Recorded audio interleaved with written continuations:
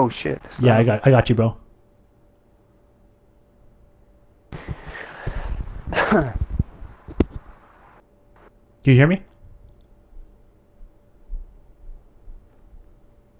Said you can hear me, right, Zach? Yeah, yeah, I can hear you.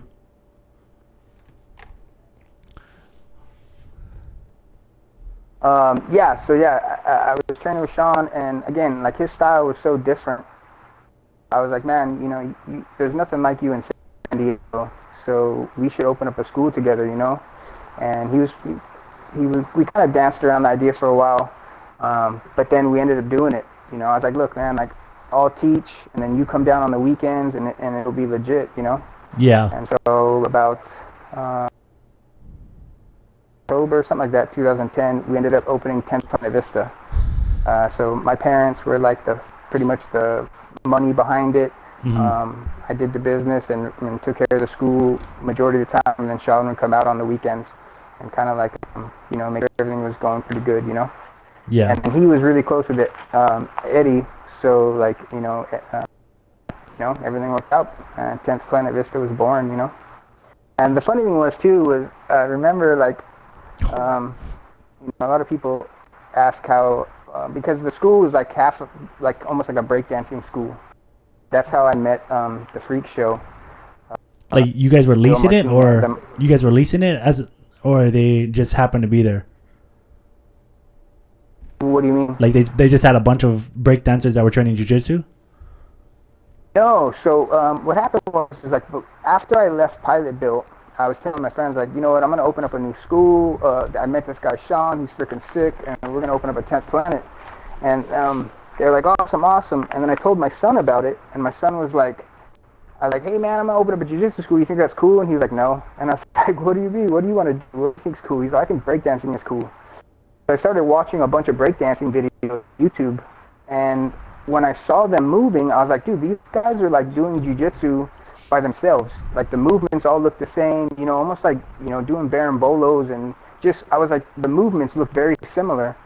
And so I was like, yeah, man. I started talking to people, and I was like, man, it'd be cool to bring like breakdancers in and do jujitsu. They'd be really good at it. And I had this friend, and he was like, man, you need to meet these guys. Like, they love WWE. They're always wrestling each other. They're a little bit different. They're not, they don't fit in most places. But this might work out. So he introduced me to Gio Martinez, and we hit it off. I met Gio, I think, like August of, and we like at that time I was just we were training out of my friend's garage, so I had set up and whatnot, and I was just inviting people over to the garage. So that's how that kind of got started. It was really through my son. I told these guys, I was like, look, if you teach my kid how to break dance and you show break dancing, you guys can train at the school for free. Yeah. No problem. We'll just kind of go back and forth, and that's kind of how that relationship started. And it worked out really well. Those guys. Obviously, if you look at them now, they've done really well in jiu-jitsu, and they're definitely opened up a few gyms and got a lot of students under them, made it to black belt. He was definitely probably one of the arguably a top-notch no-gi competitor for sure. So, but it just goes to show like how things can transition. Yeah. Breakdancing really did make a big difference. So, but that's kind of how that whole thing got started. I wanted to open up a school. My kid didn't think it was cool, and so we got breakdancers involved. That's funny Yeah, it's pretty neat. that's how it came about, because Bam didn't want to do jiu-jitsu, he wanted to do breakdancing, and that's how it all came around. Yeah, and he got actually pretty good at it. He did a couple b-boy competitions, and then he did a couple talent shows at his school. Like, he was all about it as a kid. So he grew out of it, but I definitely thought it was cool. Yeah, that's pretty much like how that all came about. And then that time was awesome, man. Like, we were pushing hard. I brought the Mendes brothers down to do a seminar. We had Jeff Glover there a couple of times. John Roberts, Eddie Bravo came down to the school. We definitely had some people come out of there, and it was a really good time. A lot of really good training and pushing really hard. Yeah. And then that all kind of ended. That how was that was the early days of 10 Planet Vista. It's funny because when I moved up here in 2012, I just started fighting MMA out here, and I looked up the two top welterweights in San Diego because I was like, oh, I'm probably gonna end up fighting these guys. And the two top welterweights at the time was Boogie, and then it was I don't know. Do you know who Bruno Machado is? Yeah, yeah. Yeah, so Like both. one of Boogie's first fights. Yeah, so I'm cool with both of them, you know. So I looked both of them up, and Yeah. I don't remember how I met Boogie, but it wasn't through jiu-jitsu. It was through MMA, and I'm pretty sure it was Facebook. And he used to invite me all the time for open mats to up in Vista. Mhm. And I remember the first time I told him, I said, "Oh yeah, bro, perfect. Like I live in Chula Vista." I was like, "I could totally be there," but I didn't know Chula Vista and Vista were two different cities because I had just moved up here. So when Yeah, I looked hella it up, far I was like, away. "Oh fuck, like bro, there's no way I'm gonna be able to get out there." So I just never got the chance to get out there. So it's just kind of ironic how now you're one of my instructors, and one of the first gyms somebody invited me to come cross train for open mat was your original gym you had out here. Yeah. Dude, our open mats at the time were so lit, bro. Oh, I've heard, bro. I've heard. I've 30, seen 40 pictures and stuff people. too. Yeah. We had we have a live DJ sometimes, like spinning records and music bumping, and yeah, it was insane. It was like a huge party all the time. Yeah. Cool. How's the early days of 10 Planet Vista? Did you guys hit it off the start with It was, everybody, or was it like a fucking was yeah, it a grind off the beginning? yeah, no, man, it was awesome. We got pretty close. Spent a bunch of time together. I pick those guys up in my car, drive them to the gym, all the time, and hang out. Formed a pretty tight bond. Yeah. I definitely got to thank those guys for the time because it was tough. We opened the gym, and like I said, I was going through some marital problems, and actually split up with my wife at the time. Like, probably, they said we opened the gym in October of 2010. We split up November of 2010, and I actually like had nowhere to go, so I started living out of the gym, living out of the back. There was no shower in the gym, so I would like take showers in the sink. I actually caught impetigo, I think they call it. What is Because that? like it's like a skin disease. Oh You get like all shit. these open wounds, and they like all that crusty covered. Yeah, Yeah. it was pretty bad, man. But yeah. So, but it was cool though because, like I said, I definitely thank him because I was hella sad. That year I had planned on staying with my wife's family for Thanksgiving. So my kid and all my family went out to Florida to see my mom's oldest daughter at the time, and so I ended up being like all alone for that holiday, and I was in Ellis, just kind of depressed, and I hear a knock at the back door and open it up, and it's like Gio and Boogie and a few of the other friends, and they had brought me some food from their family's house, and we had like a little, we called it the Thanksgiving after Thanksgiving party, Yeah. like a tradition that we had for a while. Yeah, we were all pretty tight, you know, and then eventually from that, I rented a house, and we called it the Fighter House, and I don't know if they're still in there today. I think Gio's got, but yeah, it was pretty cool, man. Like, we had I think a 4-bedroom house. We matted out the garage, and we had, you know, a guy in each bedroom, and then people on the couch, and you know, all we would do is train in the garage, or you know, it was literally a mile from the gym. Yeah. You That know, sounds like a dream, bro, for so it was most hella people. cool. Yeah, it was really dope. It was really dope, but at that same time, like, it was kind of crazy. Like, so I had split custody with my son, and you know, his mom was going through some stuff and ended up, you know, breaking a court order and taking him out of state and keeping him out of state. Yeah. So stressing out, and I went and went to court, and I got like the right from the judge to get him, and I got awarded full custody of him. So I like flew out to Utah, and I got my kid, and from almost like kind of a bachelor fighter life to like full-time dad, you know. And it was like definitely like a culture shock. That was, I think, about September 2013. Yeah, it was about a year before my mom died that I got him. Oh shit, Yeah. bro. Yeah. And this is all Yeah, during so I your got 10 Planet Vista time? Yeah. And Like things at that time beginning, were going pretty good. like in the beginning, or how long did you have that spot? Well, we opened in 2010, and then I got him in 2013. Okay. That was right around the time like things kind of started going south. Like, so I went to a Nogi Worlds. Uh, Hello. But that's the first time I saw Cobrinha, Rubens Charles, and guy's style was super sick. At that time, Sean Bollinger was going through some stuff, so he wasn't really coming down to the gym that much anymore. Yeah. So we were trying to find ways to like, still get high level training, and learn new things. So I saw Cobrinha, and I would go up to LA. My parents lived in LA. So I would go up there, and then this guy's gym was like, probably like 15 miles from my parents' house. So I went in there, I took Geo a couple of times, and it was dope. Like we did no gi and we hung, and I was like, damn, hell yeah, we're pretty good. And Kabir told me, he's like, hey man, you should stick around for a gi class. Do you train in the gi? And I was like, no, but I'm down. So he let me wear a gi, and legit, bro, I was like, I did great in the no gi class. I was a purple belt at the time, and I was like, hanging with the browns. I was like, hell yeah, I got this. And so I put the gi on. I swear to God, like his white belts were just smashing me, like passing my guard, side control killing me. And they would almost like they'd look at him, like, what the hell? Like this guy sucks, and that blew my mind. And I'm the kind of person that like if I'm not good at something, I don't duck from it. I'm like I need to learn this. I need Yeah. to Yeah. get better Totally. at this. Totally.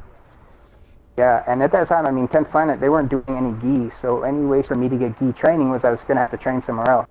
So I started doing like kind of half and half. I would train, sometimes I go to Eddie's and get some no gi in there, and then other times I would go to Cobrinha's and train the gi and do some no gi over there as well. And that's kind of, I'd say when things kind of started getting weird. I was spending a lot of time in LA, and I can't say that, I don't know, I just felt like the vibe started changing Yeah. at my gym. Yeah, and then so that kind of happened, and then I'd say June or July of 2014, found out my mom had cancer. Mm.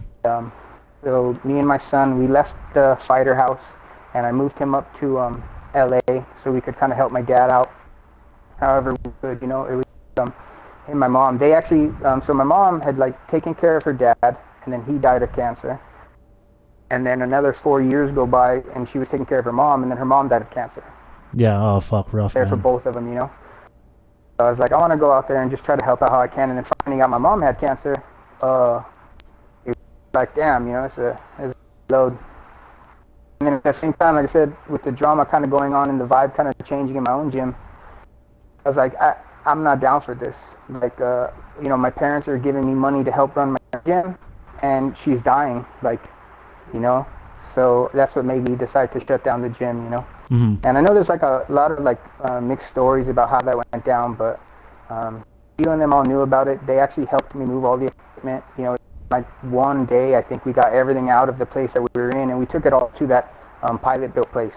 That guy, I still had an okay relationship with him, and he was looking for a jiu-jitsu instructor, so I got Geo in over there teaching. So it still gave me a place to like put all my equipment since, I mean, dude, I think I had $25,000 worth of zebra mats. We had like legit 99 zebra mats, and those things were like $190 a piece back in the day. It was hella expensive. It's so much money in mats. So I just did a place to put it. Yeah. So yeah, we moved everything over there, and yeah, and that's definitely like where things definitely got worse. Um, and my mom ended up passing in September of that year. And then that's where things got blurry. Definitely my mind was cloudy. My parents had left when my dad had found out she had got cancer. They decided to come back down to San Diego because there's better hospitals out here. Mm. So we ended up coming back down this way. Um, yeah, just me shutting down the gym and that's, I guess, when I had the falling out with those guys. I think what really pissed me off was all my stuff was at this gym, yeah. Yeah. And I was still making payments on the mats. I was still trying to take care of that stuff. And I remember like I was gone for a couple of weeks to move up to LA, and I came back down and I had asked Gio, I was like, hey man, is there any spots for me to be able to teach? Is there anything I can do here, you know? And he's like, nah man, you know, like everyone's, you know, we have all the classes filled, you know? Yeah. Just, it kind of upset me because I was like, wait, you guys are using all my stuff and I'm making on this stuff and you guys aren't giving me any money for it, you know? Hmm. Uh, so I went in there on a weekend, grabbed all my stuff out of the gym. I remember the guys at the front were like, oh, what are you doing? I was like, yo, this is all my shit. I'm taking it. You know, Yeah. gathered up all my stuff and do it in a U-Haul, and that was kind of that. That kind of like, you know, definitely put a divide between all of us. And then my mom passed away, and one thing that still bugs me a bit, and I have talked to them about it like after that time. I haven't talked to them in a minute, but none of them came to my mom's services. That shit like really bothered me for a long time. It Hmm. definitely took some time for me to like get over that, you know. And you know, we all, you know, Master B helped me realize that everyone is trying to do the best they can, you know. And so like I've definitely let it go, but that was something that kind of made me angry at them. So we definitely like just didn't talk, and we parted ways, you know. And then I just kind of was like all over the place, trying to run my own thing, and oh, that's, you know, my nickname had already come about, so I started doing this like rattlesnake jiu-jitsu stuff and just anywhere that I could teach. Hmm. Um, yeah, and then I ended up, Joel Tudor hit me up, and he had known who I was because some of my guys had trained at his place a couple of times. And so he was like, hey, look, man, why don't you just come and train at Studio 540? When they were a thing. And I trained there for a couple of months, and he actually, like, I got a position teaching there. So that was pretty cool, you know. Just kind of gave me some direction and something to do again. Yeah. That lasted for about 8 months. Then, you know, I I was kind of working things out with my ex, and I got her a job there, and we had a falling out, and so I ended up saying a bunch of stupid stuff and like having kind of like a meltdown at that gym. So I got let go, and that was like the worst thing ever because that was my sole income. After my mom passed, my dad pretty much just turned into a zombie. He just couldn't do anything. You know, I mean, my parents were together for 40 years. Yeah. He Yeah. just died. So that job is, I mean, I used to teach and then I would stay late because I was the janitor too. I'd clean that place like 3 times a week. You know, I stay till like 3, 4 in the morning, and then I taught the 6 a.m. class. So sometimes I would just like get done cleaning the place and sleep on the couch. And then, uh, so when I lost that job, we got evicted. Like I lost my car, we lost the apartment. Dad, we're homeless. Luckily, you know, some people that I them and kind of bounced around for a while, a whole year, and I got to the point where like I didn't know what to do. I didn't know what direction to head. And I had a friend that when I ran 10th Planet Vista, I met this guy from New Jersey. His name was Kevin Reed, and he came out and he stayed in the gym. Super cool guy, but the love I showed him when I was going through that stuff, he was like, hey man, you know, come out to New York, come check it out, come train out here. You know, you can stay at my aunt's place and everything will be chill, you know. You can train at Marcelo's, like he was training at Marcelo's at the time. I was like, Yeah. Yeah. what? Like, this is like a dream come true. All right, cool, man. So I headed out there and I was like teaching Queens, New York. I would, you know, take the trains to Chelsea, Manhattan, train at Marcelo's. Like, yeah, it was insane. But then it turns out, so this guy's like, I was like, so that's really cool. You know, can I thank your family for letting me stay here? And he's like, well, so they don't really know you're staying here. And I was like, what? And he's like, yeah, man. He's like, you know, I figured like, you know, I could ask for permission or ask for forgiveness, you know? And I was like, the first time I'd ever heard that. And What so what the ended up fuck? happening was one day, yeah, I'm taking a shower, right? And so his uncle thought he left the shower on. The guy opens the door and I'm in the shower and I'm like, oh shit. And he's like, who the fuck are you? He like trips out, you know, because no one knew I was there. And so Yeah. then all of a sudden they tell him, they're like, yeah, man, you know, he can't. You know, that was like the whole end of my New York journey, you know, like I lost my place to stay. But it was for the better, you know. I was so lost in the head and so like just kind of being selfish, you know, thinking about me. that I didn't realize the stress that my kid and my dad were going through. Yeah, yeah. So definitely coming back out and being with them, was what I was supposed to be doing. So I'm out, you know. So then, yeah, I came back and again just bouncing around, and that's actually how I ended up at the arena. Dad got his friend let him stay at his house and said that we could stay there, and they lived in La Mesa. Hmm. So we came out there. I get to La Mesa, and I was like, I don't know where I'm gonna train. I don't know what I'm gonna do. And I had gone to a couple of like the arena when they have the Nogi World Camps and stuff like that. They let anyone train, like Yeah, open yeah, training. yeah. So I had gone a couple of times. I'd met.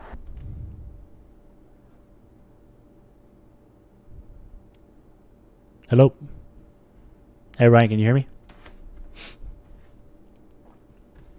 What happened? Try unplug your mic Hello. again, Ryan, and plug it back in.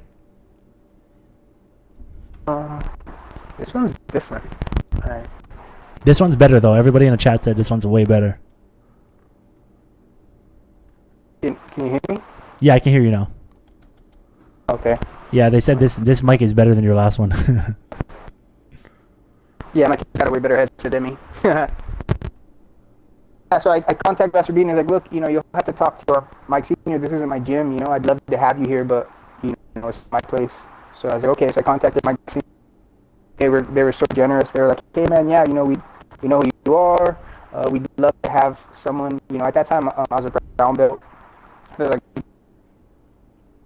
come to me for like 6 months. I trained there from August to December. And, Yeah. it was amazing.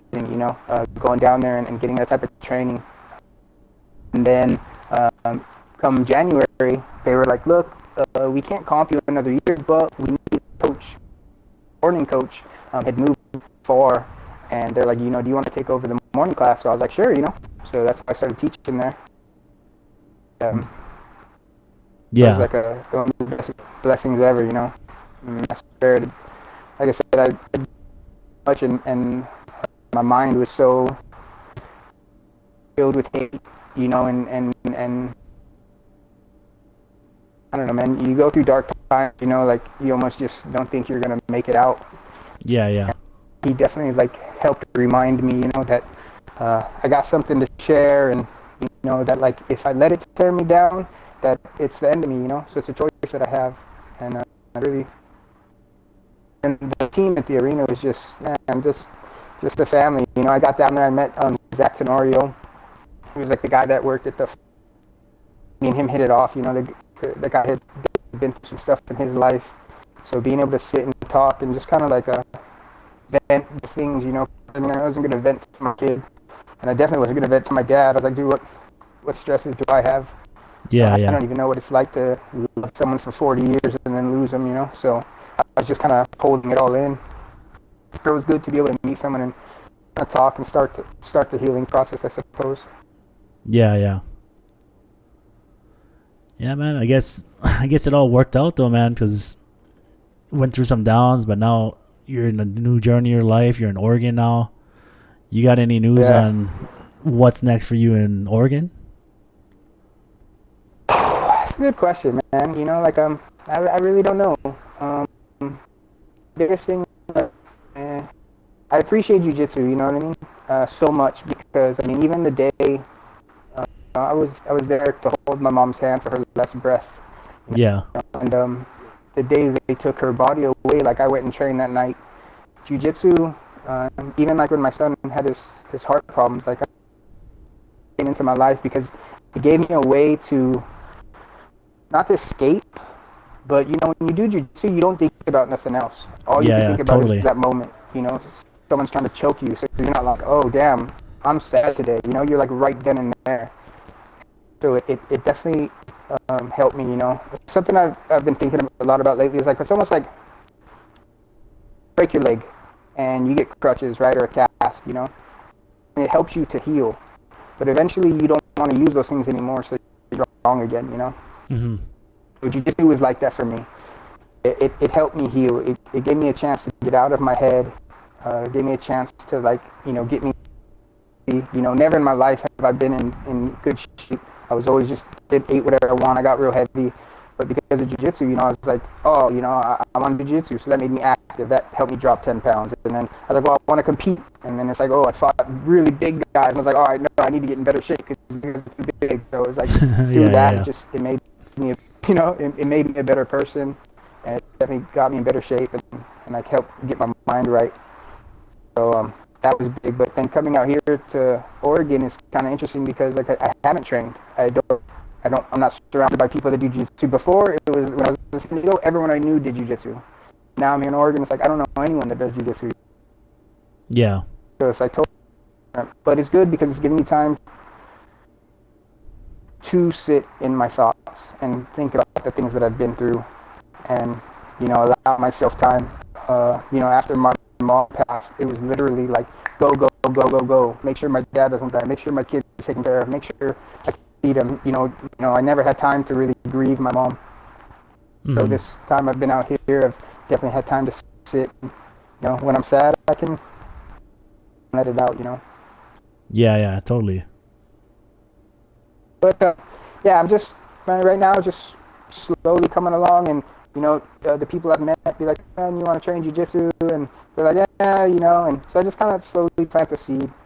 But it's getting closer. It's getting closer. Definitely more and more people are like, oh man, I want to try it. I want to try it. So Yeah. hopefully I get some people hooked on it. My son, like I said, the whole reason I came out here is because he was wilding out. So he's on probation right now. Probation. He's asking me today, are you gonna stay out there? Or you come back to San Diego? I was like, well, for right now, I'm just taking it day by day. And from 18 months from now, if I like it and I decide to stay, or if things are going on, I'll stay. But I really don't know. Just kind of taking it day by day and enjoying my son's company. And yeah, man. To rebuild, build a good, strong relationship with him. Even shoot a couple more years. He's 18, and he's just gonna. So it's like I don't have much time left. So Yeah, yeah. definitely felt like not that. I felt that he has had to put enough and wait for me to do my thing. And so once in my life, I was like, man, I'm gonna put my stuff aside and be here just for him. Yeah, I can understand that, bro. Yeah, here I am. Yeah. Yeah. I think that's kind of like I just was talking with my friend Justin about the last podcast about kind of why I stopped fighting. Similar to yours. Just I knew how much had to go into things, and I was like, I don't know if I was willing to trade things off for it. You know what I mean? Yeah. No, exactly, because it's only balance so much. So something's gonna have to sacrifice. You know, something's always gonna have to sacrifice, and a lot of times, like we tell ourselves, "Oh, I'm doing it for my family," but the truth is your family sacrificing for what you say you're doing for them. So it's like really you gotta look fine at it and be like, "Am I really doing this for them, or am I doing it for myself?" And telling myself I'm doing it for them. You Yeah, know? yeah. No, yeah. I totally feel that, bro. That's like my exact same thought process